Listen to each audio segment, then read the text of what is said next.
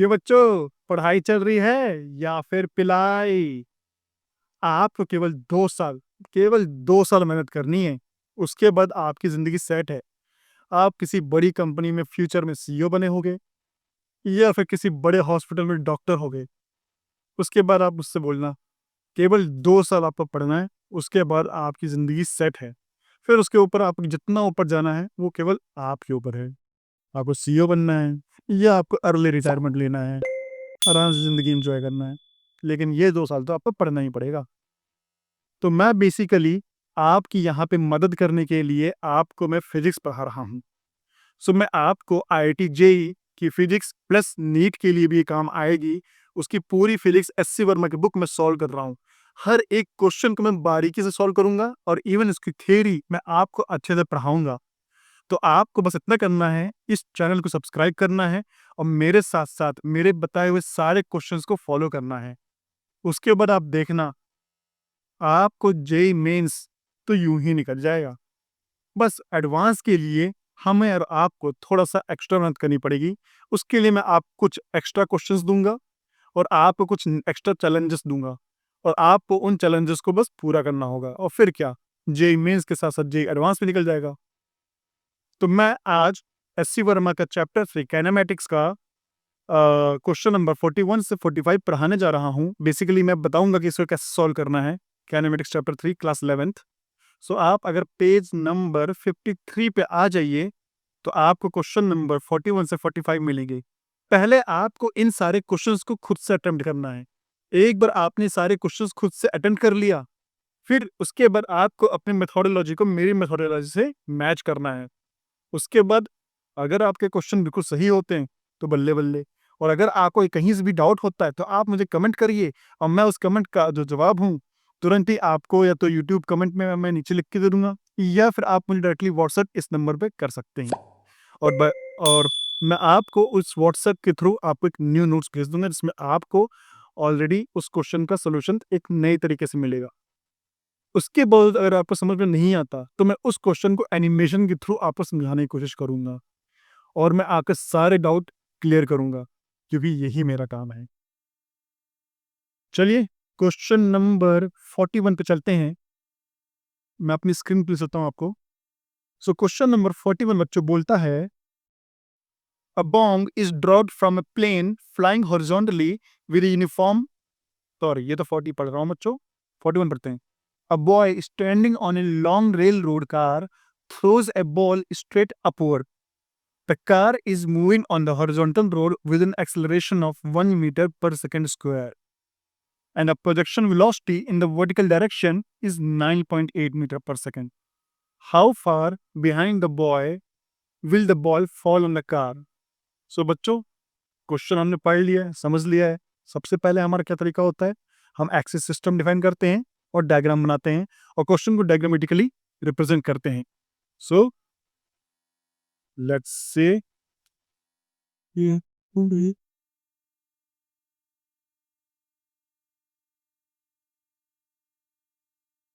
एक हम लोग बनाते हैं रेल रोड कार पे। सो अगर हम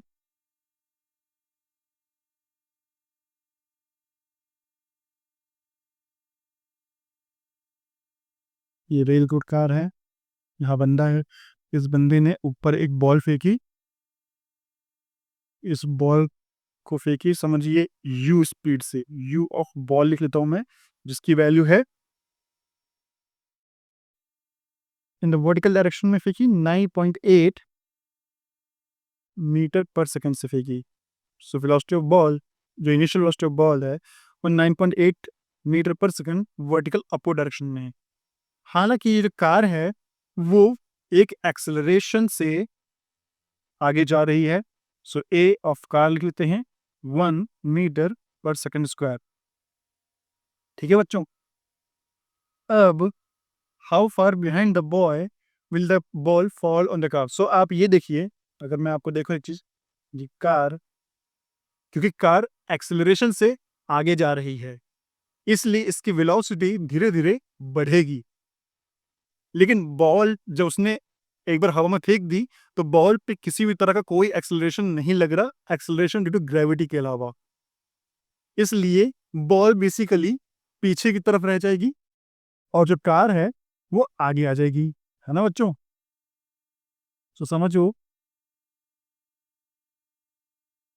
ये कार आ गई और जो बॉल ड्रॉप हुई है वो कुछ यहाँ से ऐसे करके यहाँ पे ड्रॉप हुई है। ठीक है बच्चों? सो बेसिकली क्योंकि बॉल पे कोई हॉरिजॉन्टल एक्सेलरेशन नहीं लग रहा, इसलिए बॉल की हॉरिजॉन्टल जो वेलोसिटी रहेगी वो कांस्टेंट रहेगी। केवल वर्टिकल वेलोसिटी में चेंजेस आएगा जो कि एक्सेलरेशन ड्यू टू ग्रेविटी की वजह से होगा। इसलिए बॉल बेसिकली प्रोजेक्टाइल मोशन बनाएगा।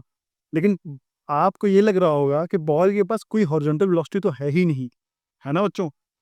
लेकिन नहीं, बॉल के पास एक हॉरिजॉन्टल वेलोसिटी है जो कि उस समय जो जब बॉल फेंकी गई उस समय जो जो कार की वेलोसिटी है वही बॉल की वेलोसिटी होगी, क्योंकि जो इनर्शिया को मैंने पढ़ाया है, जो जो कार का इनर्शिया है वो बेसिकली बॉल की इनर्शिया पे अप्लाई हो जाएगा। सो अगर मैं बॉल का फ्री बॉडी डायग्राम बनाऊं, सो बॉल पे यू बी इधर लग रहा है 9.8 मीटर पर सेकंड, इसको मैं यू बी एच बोल देता हूँ, ठीक है? सॉरी, वर्टिकल डायरेक्शन में है ना, या यू बी वाई बोल देता हूँ, ठीक है? वाई एक्सिस पे। तो हम इसका एक्सिस सिस्टम डिफाइन करते हैं। वाई एक्सिस अपवर्ड है, एक्स एक्सिस राइट की तरफ है। So u b velocity of ball, initial velocity of ball in y direction 9.8 metre second है, और एक्स डायरेक्शन में जो भी इसकी वेलोसिटी, समझो इसकी इनिशियल वेलोसिटी जब बॉल को हवा में फेंका गया उस समय velocity of the car in x direction, समझिए समझिए यूसी एक्स ही है, कोई वैल्यू तो दे नहीं रखी है ना? तो वही उस समय बॉल पे भी लग जाएगी। सो यहाँ पे यूसी एक्स लग गई, ठीक है बच्चों?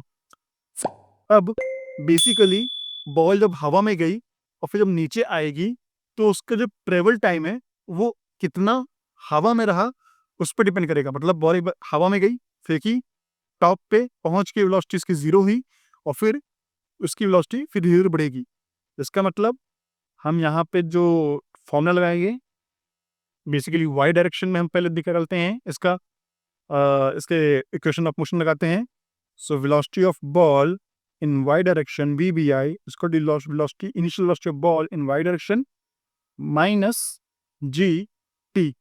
चूंकि यू बी वाई तो ये पॉजिटिव है क्योंकि ये प्लस वाई एक्सिस में है, और जी बेसिकली जी डाउनवर्ड होता है तो इसलिए माइनस वाई एक्सिस में है, इसलिए जी की वैल्यू यहाँ पे नेगेटिव होगी, और टाइम टी। उसके बाद फाइनली क्योंकि वेलोसिटी ऑफ बॉल जब वो टॉप पे पहुंच जाएगी अपनी एकदम पीक पॉइंट पे, तो उस समय वेलोसिटी, फाइनल वेलोसिटी जीरो हो जाएगी, तभी तो उसका डायरेक्शन चेंज होगा, कौन नीचे आना शुरू होगी, है ना बच्चों? और फिर u b y minus g t, इसका मतलब time equal to u b y upon ji.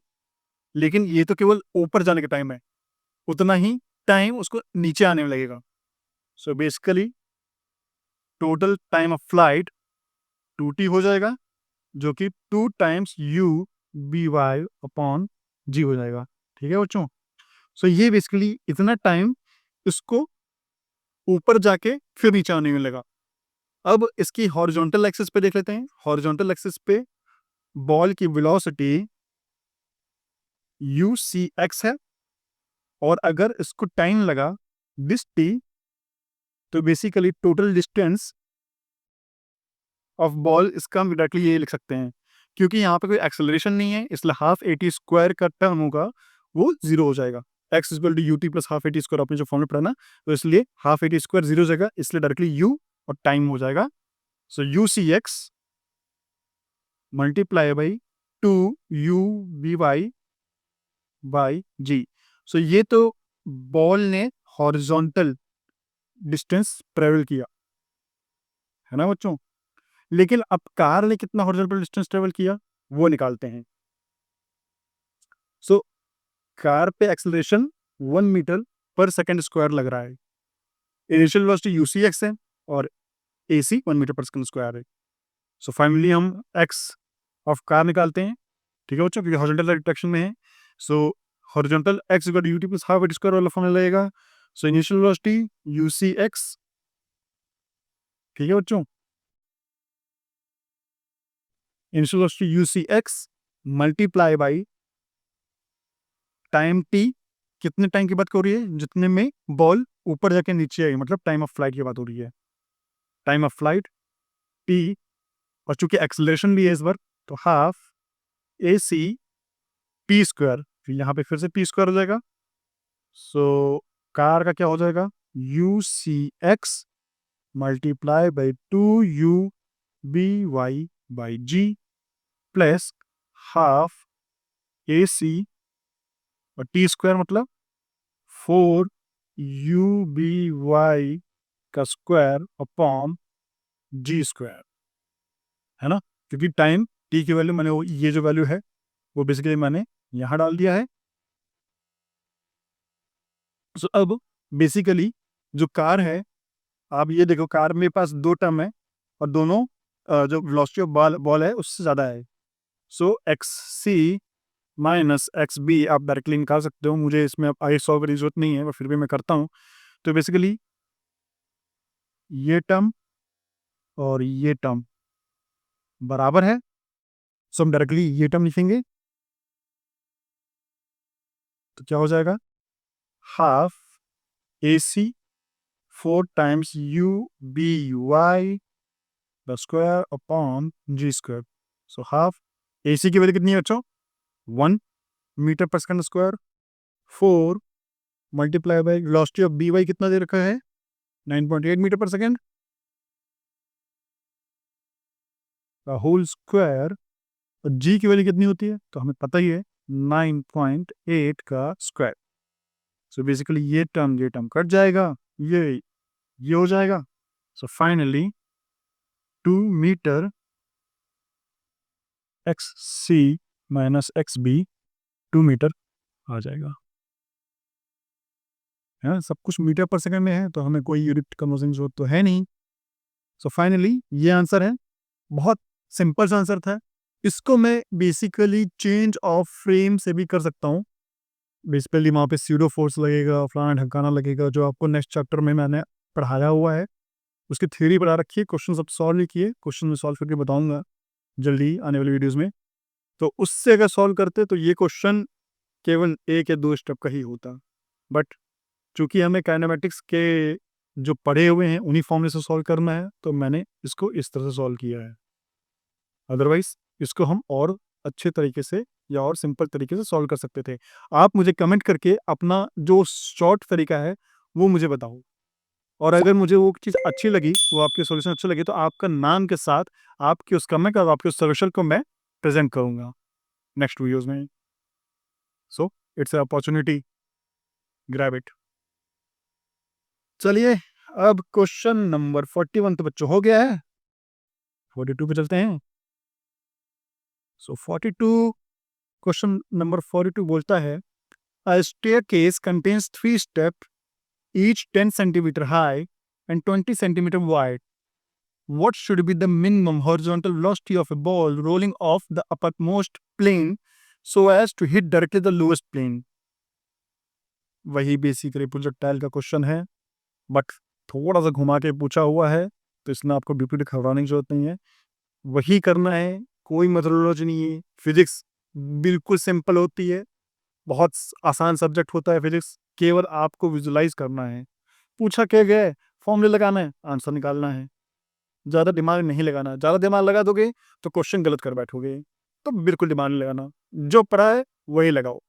So question number 42 बोलता है, ठीक है, हमने तो मैं पढ़ लिया क्वेश्चन, अब क्वेश्चन नंबर 42 में मैं डायग्राम बनाता हूँ और एक्सेस सिस्टम डिफाइन करता हूँ। एक्सेस सिस्टम में बार बार आपको इसलिए डिफाइन कर रहा हूँ सो दैट आपको एक आदत पड़ जाए कि आप एक्सेस सिस्टम डिफाइन करें और उसके हिसाब से आप प्लस और माइनस साइन कहाँ कौन सी वेलोसिटी प्लस लेनी है, कौन सी वेलोसिटी माइनस लेनी है, उसके बारे में हम जान सकें। अगर आपको नहीं समझ में आएगा, अगर आप एक्सेस सिस्टम नहीं डिफाइन करोगे या अपने दिमाग में नहीं रखोगे, तो आपको प्रॉब्लम होगी। इसलिए मैं थोड़ा लंबे तरीके से क्वेश्चन सॉल्व करता हूँ, लेकिन मैं ये इंश्योर करता हूँ कि आप उस चीज़ को अच्छे से समझें। सो हम क्वेश्चन नंबर 42 का फिगर बनाते हैं, ज़्यादा दिमाग नहीं लगाते, केवल फिगर बनाएंगे हम। यहाँ पे ये बॉल है और उसके बाद बॉल को बोला है थर्ड स्टेप 1 2 3। सो ये 1 2 3 कह रहा है तीसरे स्टेप पे सीधे बॉल गिरे, इसकी कितनी वेलोसिटी होनी चाहिए, वेलोसिटी ऑफ बॉल, ठीक है बच्चों, इन एक्स डायरेक्शन कितनी होनी चाहिए कि ये सीधे इस वाले फ्लोर पे गिरे। तो हम डायग्राम बनाएंगे और उसको विजुअलाइज करेंगे। अगर ये बॉल कुछ इस पर्टिकुलर पॉइंट को टच करते हुए जाएगा तो basically ball directly third step पे गिरेगी, और जरा सा भी ये पीछे गिरा तो सेकंड स्टेप पे इसको हिट करेगी। तो एग्जैक्टली टच करते हुए इस पॉइंट को टच करते हुए सीधे थर्ड स्टेप पे गिरे। सो ये पॉइंट का डिस्टेंस हमें पता है बच्चों,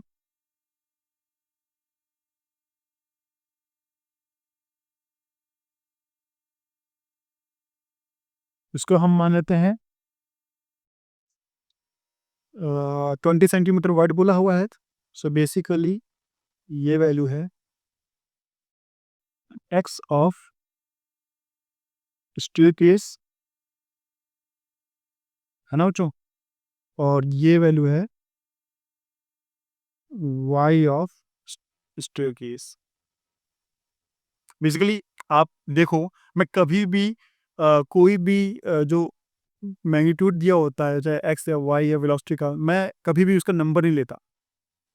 मैं हमेशा क्वेश्चंस को वेरिएबल के फॉर्म में सॉल्व करता हूँ। आपकी मर्जी, आप उसे मैग्नीट्यूड में सॉल्व करें या वेरिएबल में सॉल्व करें। कभी कभार मैग्नीट्यूड में सॉल्व करना थोड़ा शॉर्ट पड़ जाता है, लेकिन मैं आपको समझाने के लिए सारे क्वेश्चंस को वेरिएबल के फॉर्म में सॉल्व करूंगा, और finally at the end of the जो क्वेश्चन होगा फाइनली उसकी वैल्यू पुट करूंगा, आंसर निकाल लूंगा। इसलिए अब हमें पता है बच्चों वाई एस कितना है, 10 सेंटीमीटर हाई। सो वाई एस है 10 सेंटीमीटर और एक्स एस है 20 सेंटीमीटर वाई, ठीक है। सो कैपिटल एक्स एस कितना हो जाएगा, जहां से बॉल लॉन्च हुई, जहां पे बॉल को टच करना है, 20 इंटू 2 40 सेंटीमीटर, और कैपिटल वाई एस कितना हो जाएगा, जहां से बॉल शुरू है, जहां पे बॉल गिरी,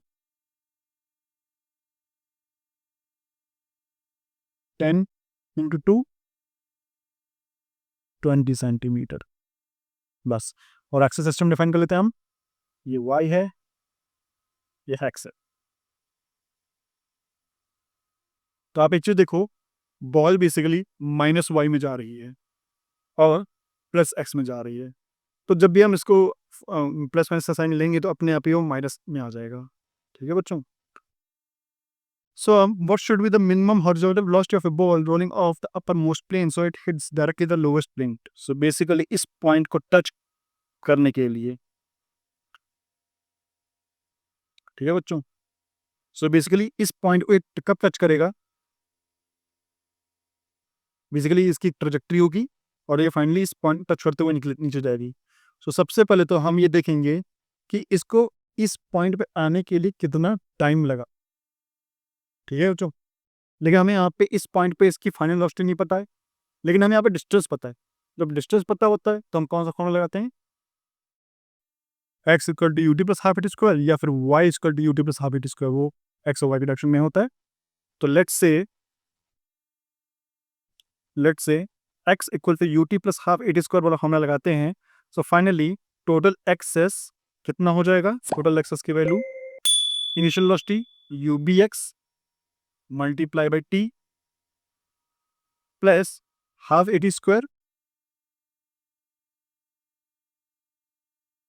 ठीक है ना, ए टी स्क्वायर तो जीरो हो जाएगा। So x s equal to u b x t, ठीक है बच्चों। और वहीं y s equal to initial velocity, vertical direction में तो जीरो है, और जी की वैल्यू बेसिकली माइनस डायरेक्शन में, इसलिए यहाँ पे माइनस हो जाएगा, minus half g t square उसी टाइम टी में। अब हमें यहाँ पे दो इक्वेशन है, दो वेरिएबल है। टाइम टी, बेसिकली जो टाइम टी है वो अननोन है, तो आप सीधे दोनों इक्वेशन को सॉल्व करें और निकाल लें, है ना बच्चों। अब यहाँ पे ये वाई एस, अब अगर आप देखोगे तो minus half g t square आ जाएगा। क्यों आ जाएगा? क्योंकि वाई एस, इससे ये पता चलता है कि जो वाई एस है वो नेगेटिव डायरेक्शन में है, क्योंकि वाई एक्सिस हमने पॉजिटिव लिया है, इसलिए बॉल नीचे गिर रही है, डिस्प्लेसमेंट नीचे की तरफ हो रहा है। ठीक है, तो अगर हम यहाँ से टी निकाल के और यहाँ पुट कर दें तो y s equal to minus half g t square, मतलब x s upon u b x का होल स्क्वायर।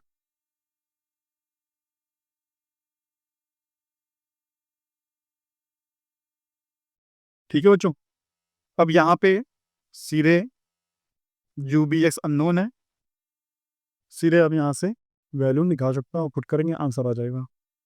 तो मैं अगर इसको सॉल्व करूँ तो मैं सॉल्व कर सकता हूँ, आप भी इसे सॉल्व कर सकते हो। तो आप मुझे बेसिकली, मैं फिर से फॉर्मूला प्रॉपरली लिख देता हूँ। Y s is equal to minus half g x s upon u b x का होल स्क्वायर। ठीक है, यहाँ पे जी की वैल्यू, तो जी की वैल्यू सेंटीमीटर में है, तो बच्चों आप हमेशा सेंटीमीटर पर सेकंड स्क्वायर लेंगी। सो 9.8 की जगह 980 सेंटीमीटर पर सेकंड स्क्वायर ले लेंगे। ठीक है, एक्सेस की वैल्यू कितनी है हमने ऑलरेडी लिखी हुई है, 40 सेंटीमीटर, और यू बी एक्स अननोन है जो निकालना है, और y s, basically y s है -20 सेंटीमीटर, क्योंकि नेगेटिव डायरेक्शन में है। अब यहाँ से बेसिकली ये चार चीज़ें हैं, आपको यहाँ से वैल्यू पुट करनी है और यू बी एक्स वैल्यू निकाल लेनी है।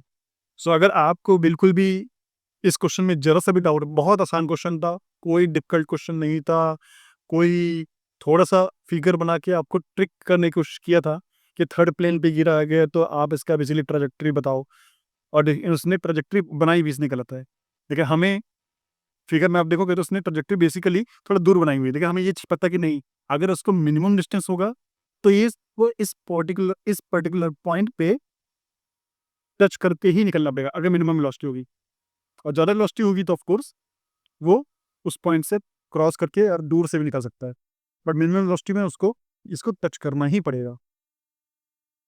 सो क्वेश्चन नंबर 42 यहाँ पे कंप्लीट होता है बच्चों। मुझे इसका आंसर आप कमेंट करके बताइए क्वेश्चन नंबर 42 का, और डाउट आएगा तभी आप मुझे कमेंट करके बताएं कि यहाँ पे मुझे डाउट आया है, इस क्वेश्चन को दोबारा सॉल्व करें, तो मैं उसे दोबारा सॉल्व करके आपको भेजूंगा। आप मुझे पर्सनल मेरे व्हाट्सएप पे आप मुझे मैसेज भेज सकते हैं, और इस वीडियो को सब्सक्राइब करना, लाइक करना और कमेंट करना बिल्कुल ना भूलें, और चैनल को ज़रूर सब्सक्राइब कर लें, क्योंकि इससे मुझे मोटिवेशन मिलता रहेगा कि मैं आपके लिए इस तरह से और मेहनत करता रहूं, अपनी पर्टिकुलर यूके में जो जॉब कर रहा हूं उससे पार्ट टाइम निकाल कर आपके लिए कंसिस्टेंटली मेहनत करके वीडियोस बनाता रहूं। सो क्वेश्चन नंबर 42 कंप्लीट हो गया। अब क्वेश्चन नंबर 43 चलते हैं बच्चों। सो क्वेश्चन नंबर 43 बोलता है, a person is standing on a truck moving with constant velocity of 14.7 meter per second on a horizontal road. The man throws a ball in such a way that it returns to the truck after the truck has moved 58.8 meter. Find the speed and the angle of projection as seen from the truck as seen from the road. So basically हम लोग फिर से वही काम करेंगे जो हमेशा करते हुए, ट्रक बनाएंगे।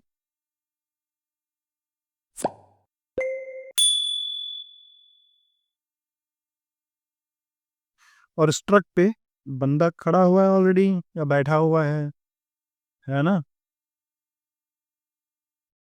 और truck basically constant velocity, so u c of truck जो कांस्टेंट है 14.7 मीटर पर सेकंड चल रही है। और the man throws the ball in such way, अब बेसिकली ये जो बंदा है ये बॉल को एक थ्रो करता है, यहाँ से एक बॉल है, इस बॉल को इसने थ्रो किया है, वेलोसिटी ऑफ बॉल बोल लेता हूँ मैं यूबी, सो दैट ये जो बॉल आती है वो वापस से ट्रक पे उसी के हाथ में आती है। उसने बॉल फेंकी और ट्रक पे आई और उसी ये हाथ में आ गई। तो बेसिकली हमें इसकी यूवी निकालना है और एंगल ऑफ प्रोजेक्शन निकालना है। एक एंगल ऑफ प्रोजेक्शन जो बंदा खुद अपने रिस्पेक्ट में कितना एंगल फेंकेगा, और एक जो ट्रक के बाहर बैठा हुआ है रोड पे स्टेशनरी, वो उसके पर्टिकुलर एंगल को या एंगल ऑफ प्रोजेक्शन को देखेगा। तो दोनों को हमें एक बार निकाल के देखना है और फिर फाइनली इसको सॉल्व करना है। सो आप ये चीज़ देखो कि ये जो ट्रक है वो कितना मूव किया बच्चों। ट्रक की मूवमेंट बता दिए, ट्रक 58.8 मीटर मूव किया। सो अब अगर हम ट्रक का डिस्टेंस रखा है, ट्रक की वेलोसिटी दे रखा है, सो अब ट्रक की मूवमेंट का कितना टाइम लगा वो निकाल लें।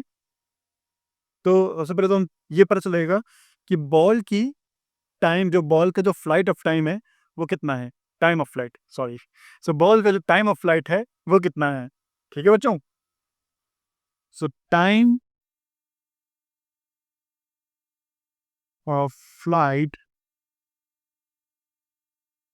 Of ball is equal to motion या डिस्टेंस कवर्ड,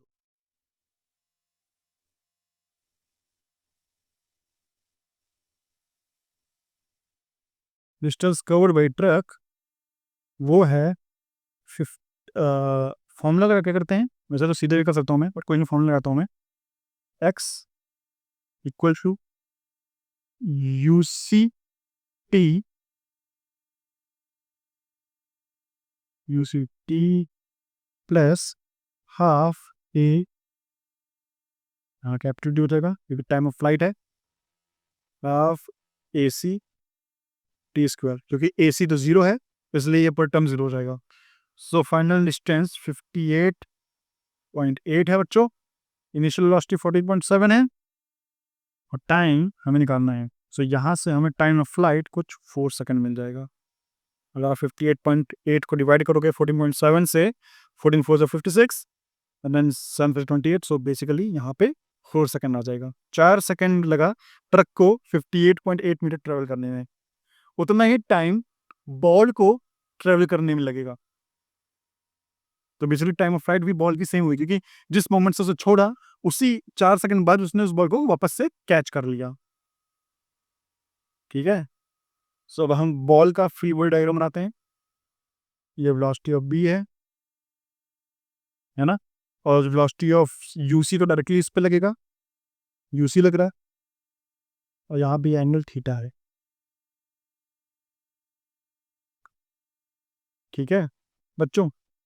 अब ये समझिए u b, u b x कर लेता हूँ मैं, हाँ बेसिकली यू बी है, तो यहाँ पे बेसिकली हॉरिजॉन्टल डायरेक्शन में, बॉल पे वर्टिकल डायरेक्शन में तो बेसिकली जी लग रहा है, तो ये एक्सिस सिस्टम में फाइन कर लेते हैं।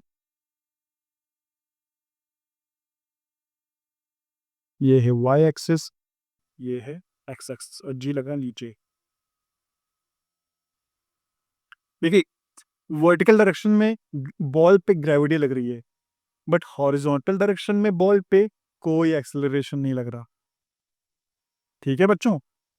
सो अब हम बॉल की हॉरिजॉन्टल वेलोसिटी देखते हैं, या एक्स बी ऑफ बॉल लिखते हैं। इनिशियल वेलोसिटी बॉल की basically u b cos theta हो जाएगी, यू बी का जो हॉरिजॉन्टल कंपोनेंट है हो, प्लस यू सी जो कि पहले से ही कार की वेलोसिटी है, क्योंकि इनर्शिया की वजह से जो कार की वेलोसिटी है वो बॉल की वेलोसिटी तो ऑलरेडी होगी, प्लस उससे जिस वेलोसिटी से बॉल को हॉरिजॉन्टल फेंका वो वेलोसिटी भी आ जाएगी। है ना बच्चों। सो ये इसकी इनिशियल वेलोसिटी हो गई, multiply by time of flight, हमें पता है 4 सेकेंड जो ऑलरेडी निकाल चुका हूँ time of flight, plus half A acceleration of ball multiply by T square. ये कॉम्पोनेंट फी जीरो हो जाएगा क्योंकि बॉल पे कोई हॉरिजॉन्टली कोई एक्सेलरेशन नहीं है। ठीक है बच्चों। और बेसिकली बॉल हॉरिजॉन्टली कितना ट्रेवल करेगा बच्चों, जितना ट्रक ट्रेवल किया है, ऐसा मतलब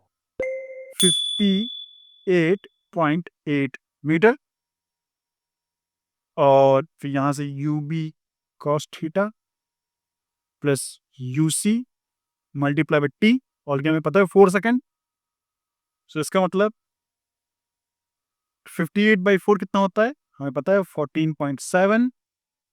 और फिर u b cos theta plus u c की वैल्यू कितनी है बच्चों, 14.7 plus u v cos theta.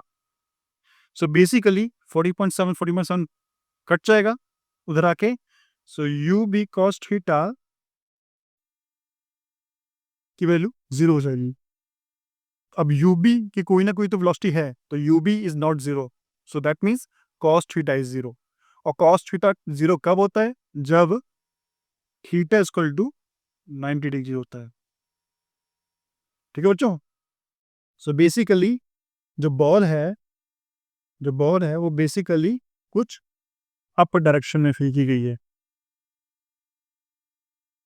और यहाँ पे इसकी वेलोसिटी यूसी है। ठीक है,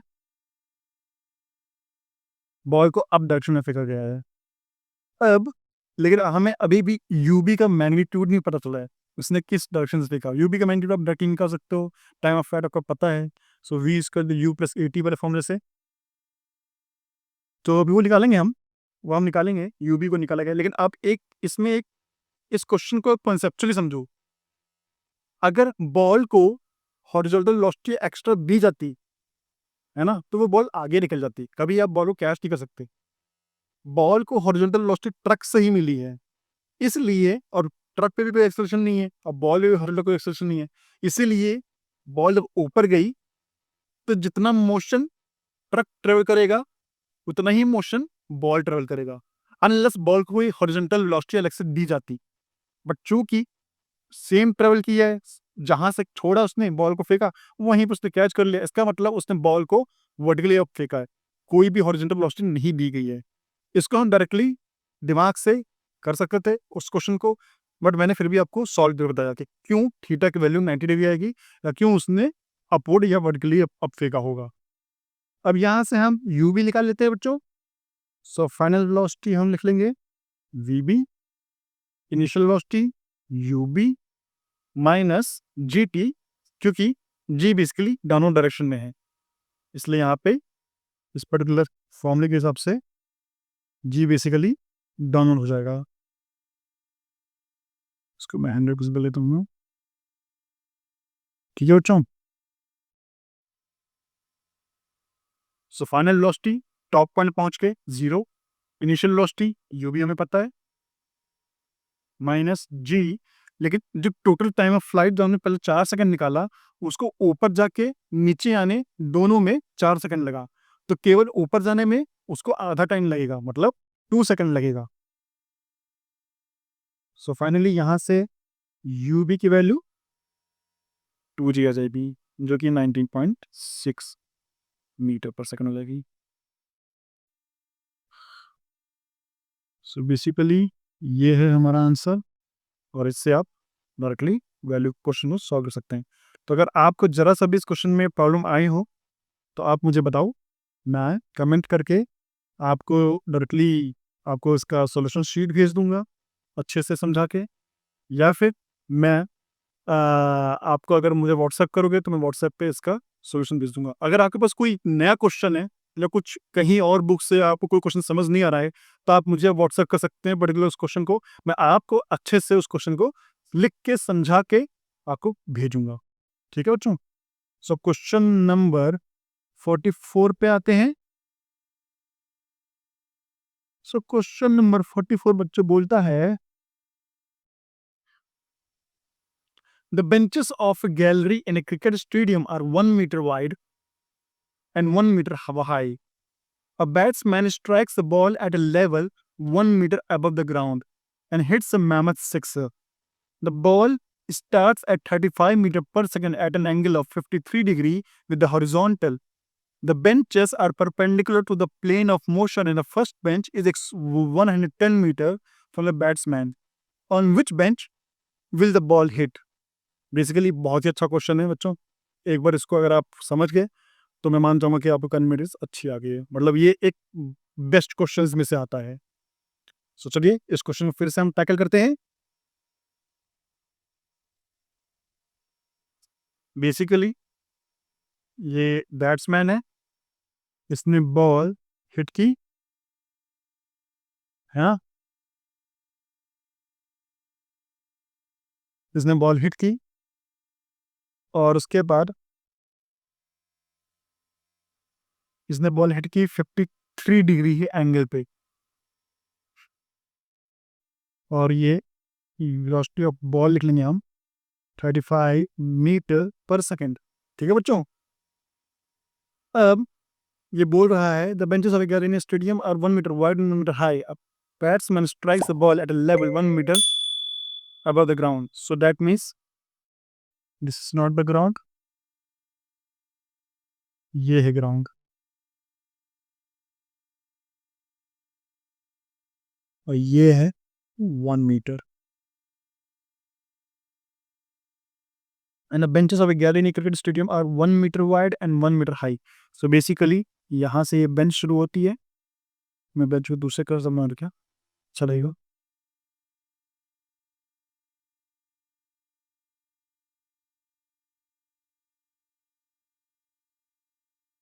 सो बेसिकली ये बॉल है और ये बॉल ऐसे जाकर फाइनली किसी एक बेंच पे टकराई और फाइनली यहाँ पे पहुंची। सिर्फ दूसरे कलर से मानता हूँ मैं, यहाँ पे पहुंची। सो बेसिकली ये बॉल ट्रैजेक्टरी है। अब ये पूछा है कि कौन सी बेंच पे टकराएगी, क्या ये यहाँ टकराएगी, क्या ये यहाँ टकराएगी, क्या ये यहाँ टकराएगी, क्या ये यहाँ टकराएगी, हमें नहीं पता, वो हमें निकालना है। और ये डिस्टेंस बेसिकली बॉल से फर्स्ट बेंच का डिस्टेंस 110 मीटर। ठीक है बच्चों। अब ये बस ये क्वेश्चन को एक चीज आपको समझना है कि चूंकि ये बेंच 1 मीटर हाइट है और 1 मीटर वाइड है, सो जिस भी बेंच पर टकराएगी उस बेंच की हाइट और उस बेंच की विड्थ मतलब टोटल मिला के, अगर समझिए सेकंड बेंच पर टकराई तो सेकंड बेंच की हाइट और सेकंड बेंच की विड्थ कुछ 2 मीटर और 2 मीटर होगी। जितना हाइट होगी उतनी ही विड्थ होगी पर्टिकुलर बेंच की। ये तो हाइट होगी और ये विड्थ बेसिकली ये है।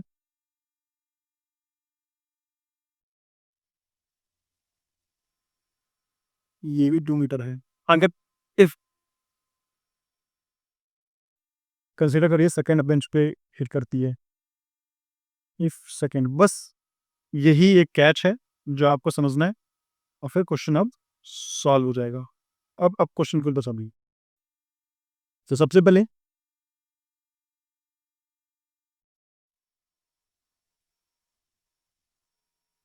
The benches of plane of motion and the first bench to,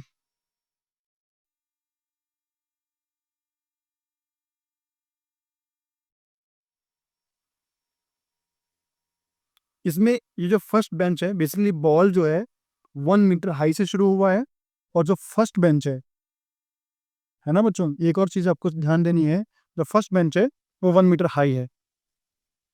ठीक है।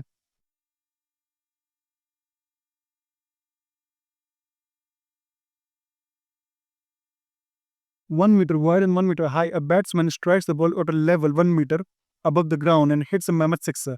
The ball starts at 35 meters per second at an angle of 53 degree with the horizontal. The benches are perpendicular to the plane of motion and the first bench is 110 meters from the batsman.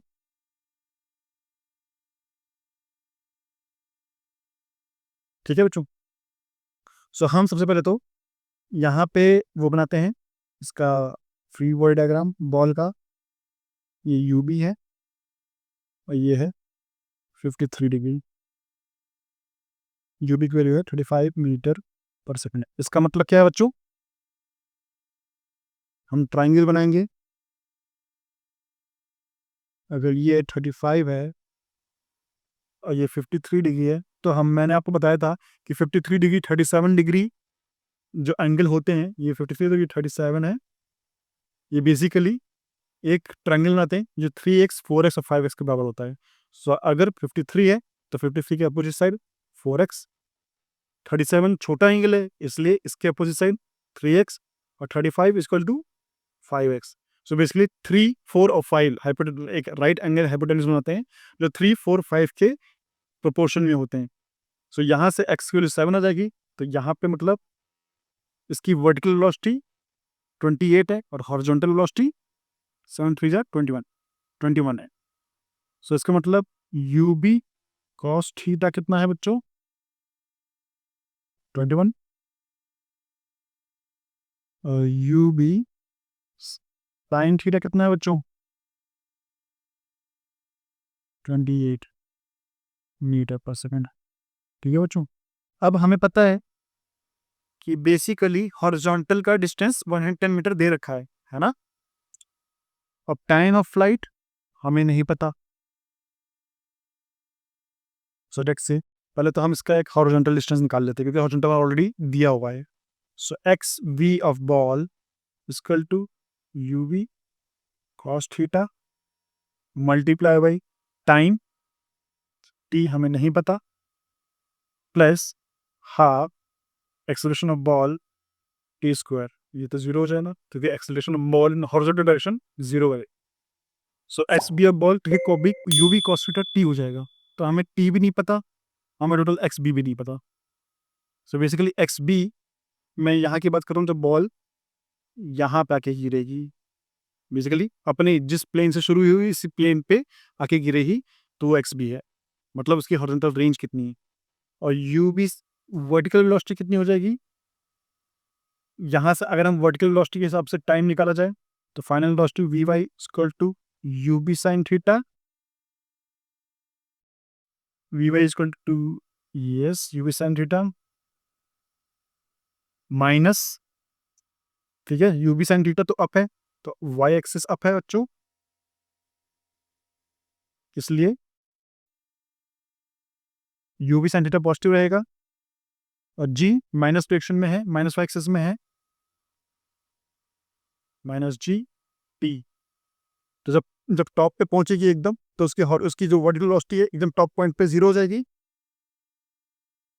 So u b sine theta minus g t, और यहां से time आ जाएगा, उप्स, यहां से time आ जाएगा बच्चों u b sine theta by g. लेकिन ये टाइम केवल ऊपर जाने का है, नीचे आने का नहीं है। हमें नीचे आने का भी मतलब पूरी टाइम ऑफ फ्लाइट निकालना है, तो इसको 2 से मल्टीप्लाई कर देंगे क्योंकि प्रोजेक्टाइल मोशन है बेसिकली सिमेट्रिकल होता है। जितना टाइम से ऊपर आने लगता है उतना ही टाइम से नीचे आने लगता है। So time of flight equal to 2t equal to 2 u b sine theta by g. ठीक है बच्चों। सो अगर हम यहाँ से टाइम ऑफ फ्लाइट को अगर हम एक्स डी में डालेंगे, क्योंकि जितना टाइम ऑफ फ्लाइट में ऊपर से लेकर नीचे गया उतने ही टाइम में ये अपना हॉरिजॉन्टल डिस्टेंस ट्रेवल किया। So x d equal to u B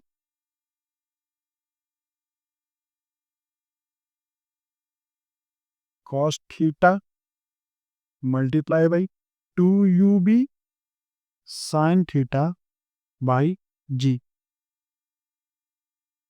so basically ये हो जाएगा 2 u b square sine theta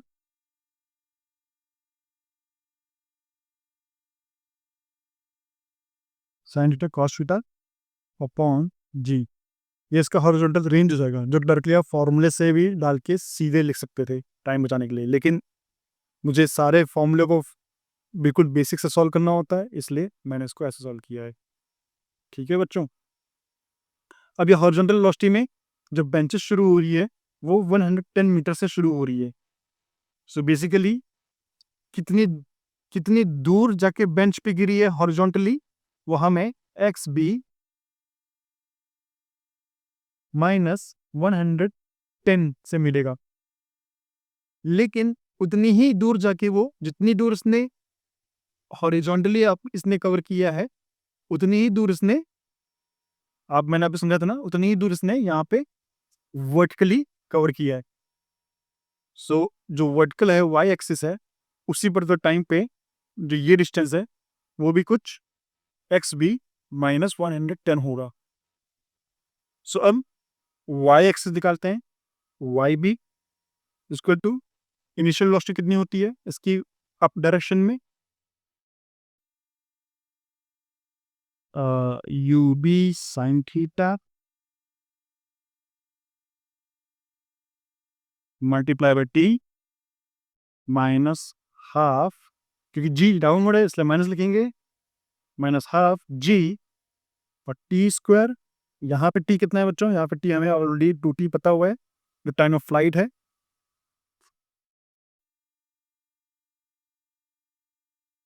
so यहाँ पे सॉरी ये यहाँ पे जो बेसिकली वो तो टाइम तब की टाइम की बात हो रही है जब ये बॉल बेसिकली यहाँ से आके अपने उसी प्लेन पे गिर जाएगी, तो यही वो टाइम है। लेकिन इस बार बॉल कुछ यहाँ आके अपने एक पर्टिकुलर बेंच पे आके रुक गई है, ठीक है। तो यहाँ पे वाई बी हमें निकालना है, लेकिन हमें एक चीज पता है वाई बी की वैल्यू कितनी है, बेसिकली ये डिस्प्लेसमेंट कितना है जो एक्स बी है, एक्स बी माइनस 110। सो हम वाई बी की जगह लिखेंगे x b minus 110 equal to, क्योंकि मैंने बताया था कि ये जो फाइनल ये डिस्टेंस है वो बेसिकली एक्स बी माइनस 110 है और ये वैल्यू 110 है। सो बेसिकली ये वैल्यू और ये वैल्यू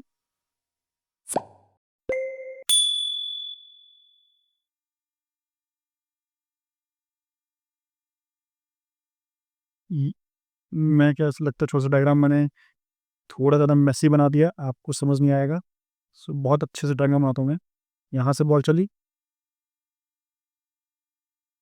यहाँ पे बॉल आई, ये तो उसकी तो फुल प्रोजेक्टाइल मोशन है, लेकिन समझिए बेंच कुछ यहाँ पे है। ये वैल्यू हमें पता है एक्स बी माइनस 110, क्योंकि ये वैल्यू 110 है, तो ये वैल्यू एक्स बी माइनस 110 है। और फिर ये वैल्यू क्योंकि बेंच 1 मीटर वाइड और 1 मीटर हाइट है, तो ये वैल्यू भी एक्स बी माइनस 110 हो जाएगा, ठीक है बच्चों। सो अब की बार हम वाई बी के एक्स ये लिख देंगे, जो फाइनल वाई डिस्प्लेसमेंट है इसका। उसके बाद u b sine theta t minus half g t square. X b minus 110 की वैल्यू हमें पता है, एक्स बी की वैल्यू ये है, so 2 UB square sine theta cos theta by g minus 110 equal to, यहाँ जो वैल्यू आई वो लिख देंगे। और फाइनली यहाँ से आप, क्योंकि मैंने वैल्यूज को थोड़ा port cos theta sine theta मैंने ऑलरेडी आपको बता रखा है, यूबी साइन थीटा की वैल्यू कितनी होती है, यूबी कॉस थीटा की वैल्यू ये वैल्यू आप सीधे यहाँ डालोगे तो यहाँ से आपको सिर्फ टाइम निकल जाएगा। तो बेसिकली ये टाइम कब होगा, ये टाइम जब ये बॉल यहाँ से यहाँ पहुंचेगी, तो बेसिकली ये टाइम निकल जाएगा। और बेसिकली इस टाइम को हम अगर डालेंगे किसी भी क्वेश्चन में, चाहे हम इसमें डाल दें, है ना बच्चों, या चाहे हम इसमें डाल दें एक्स बी माइनस 110 में डाल दें, एक्स बी में डाल दें, बेसिकली बेसिकली हम वाई बी में डालेंगे क्योंकि टाइम यहाँ पे है, तुरंत वापस से वाई बी में डालेंगे तो हमें यहाँ से basically basically x b minus 110 की वैल्यू निकल जाएगी यहाँ से। फाइनली यहाँ से हम ये पर टाइम डाल के हम इस पर्टिकुलर मोशन पे y भी निकाल सकते हैं। और एक बार y भी निकल गया बच्चों, तो उसके बाद सीधे से आप इसको वैल्यू डाल के आप उसको माइनस कर दोगे, 110 से माइनस कर दोगे, एक्स भी माइनस वन कर दोगे, तो नंबर ऑफ बेंच आ जाएगी बेसिकली। सो बाई चांस इसके 5.6 जो वैल्यू है वो कुछ 5.6 आएगी, और फाइनली 5.6 मतलब वो पांचवी बेंच पे गया है, मतलब छठी बेंच पे गया है, तो वो सिक्स्थ बेंच पे जाके गिरेगी। इस क्वेश्चन को आप मुझे सॉल्व करके बताइए, कि मैंने ऑलरेडी सारे फॉर्मूले डाल चुका हूँ मैं, आप बस सीधे डालिए और आपको वैल्यू का आंसर मिलेगा। मैं इसको फुल्ली सॉल्व नहीं करूंगा, सो मैं चाहता हूँ कि आप एक बार इस क्वेश्चन को अटेंड करिए, फिर मैं इस क्वेश्चन को, क्योंकि इस क्वेश्चन को, ये क्वेश्चन थोड़ा अच्छा था, इस क्वेश्चन मैंने पहले ही अटेंड कर रखा था। ये क्वेश्चन अब आप भी अटेंड करिए और मुझे इसका सोल्यूशन दीजिए, और नहीं करते तो मैं आपको तो सोल्यूशन भेजूंगा ही। चलिए क्वेश्चन नंबर 45 पे चलते हैं बच्चों। क्वेश्चन नंबर 45 बोलता है, a man is sitting on the shore of a river, he is in the line of a 1 metre long boat and is 5.5 meter away from the center of the boat. He wishes to throw an apple into the boat. If he can throw the apple only with a speed of 10 meter per second, find the minimum and maximum angle of projection of a for a successful shot. Assume that the point of projection and the edge of the boat are in the same horizontal level. ठीक है, सो ये basically ये एक river है जो कुछ समझ लिए एक डायरेक्शन में फ्लो कर रही होगी, या दिया तो नहीं है फ्लो करने के लिए, ही is in the line of. So basically यहाँ पे एक बोट रखी है और यहाँ पे एक पर्सन, ठीक है ना। इस पर्सन ने इस पर्टिकुलर यहाँ पे इसको बॉल फेंकनी है, और ये पर्सन से इसकी दूरी कुछ 5.5 मीटर अवे है।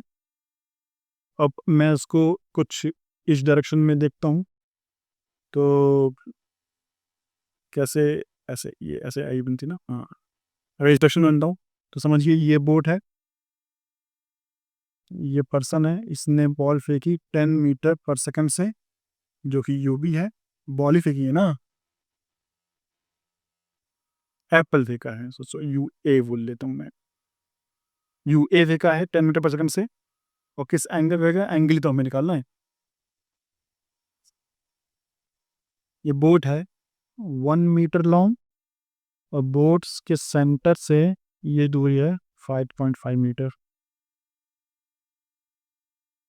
सो बेसिकली ये पूछ रहा है हमसे कि अगर ये बॉल फेंकता है तो किस एंगल से फेंके कि ये जो बॉल है वो केवल बोट पे ही गिरे, मतलब इसकी horizontal velocity x of A of Apple must be less than 5.5 plus 0.5, क्योंकि ये दूरी 0.5 है सेंटर से, और ये दूरी भी 0.5 है। सो 5 प्लस 0.5 से लेस देन होना चाहिए और ग्रेटर देन इक्वल होना चाहिए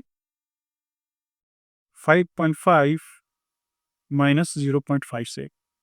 so basically 5 is less than equal to x a of apple is less than equal to 6 metre. ठीक है बच्चों, तो ये सब कुछ मीटर में है। अब बेसिकली यहाँ से थीटा पूछा गया है। हॉरिजॉन्टल रेंज का फॉर्मूला आपको पता है, 2 u b² साइन 2 नहीं है, sine u b² sine 2 theta by g, जो है वो 6 से भी बड़ा है और 5 से बड़ा है। सो बेसिकली यहाँ से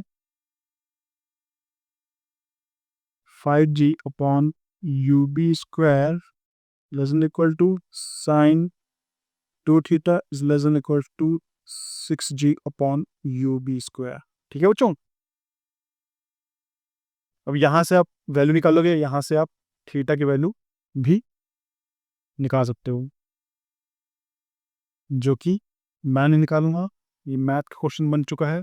आप बेसिकली मैथ है, आप अप्लाई करो और वैल्यू निकालो, और मुझे कमेंट करके बताओ कि इसका आंसर कितना आने वाला है। ठीक है बच्चों।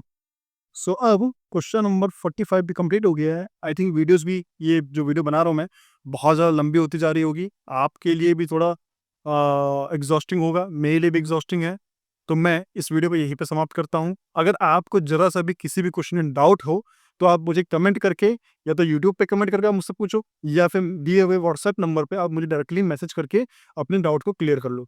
बेसिकली वीडियो को लाइक और कमेंट करना बिल्कुल मत भूलो भूलो और उनको शेयर करो जो भी आईआईटी या नीट की तैयारी कर रहे हैं।